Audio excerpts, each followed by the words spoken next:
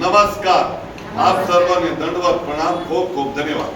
હવે દરિયો વિશાળ હોય તો આપણે નિશાની આમ કરીએ છીએ. શું કહીએ છીએ? ઓહે દરિયો કેટલો મોટો છે. પછી બહુ વરસાદ પડતો હોય તો આપણે શું કરીએ? ઓહે કેટલો વરસાદ છે. પછી બહુ પૈસા વાળો વ્યક્તિ આપણને મળે તો આપણે શું કહીએ? ઓહે આની પાસે કેટલો પૈસો છે. તો આ એક નિશાની એવી છે, ભરપૂરતાની નિશાની, મહાનતાની નિશાની, વિશાળતાની નિશાની છે. તો આવું એક્શન કરીને શબ્દ બોલવામાં આવે અને ભાવથી બોલવામાં આવે તો બહુ સફળતા મળે. શું સફળતા મળે એ સાંભળો.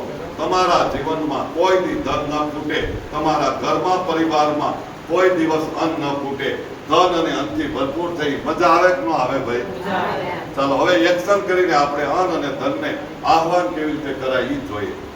આવી રીતે હાથ કરવાનો અને હાથ હલાવતા હલાવતા ભાવથી બોલવાનું. મારા ઘરમાં અન્ન અને ધનના ભંડારા ભરપૂર છે.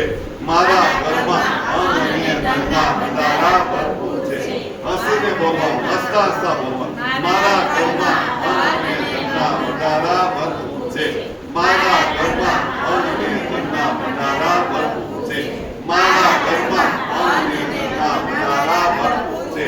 મારા ઘરમાં અન્ન અને ધનના ભંડારા ભરપૂર છે. આવું વારંવાર તમે બોલો. તમારા ઘરમાં બધી દિશામાં મોઢું ફેરવીને ચારે દિશાએથી હાથ ફેલાવીને બોલવામાં આવે, મારા ઘરમાં અન્ન અને ધનના ભંડારા ભરપૂર છે. મારા ઘરમાં અન્ન અને ધનના ભંડારા ભરપૂર છે.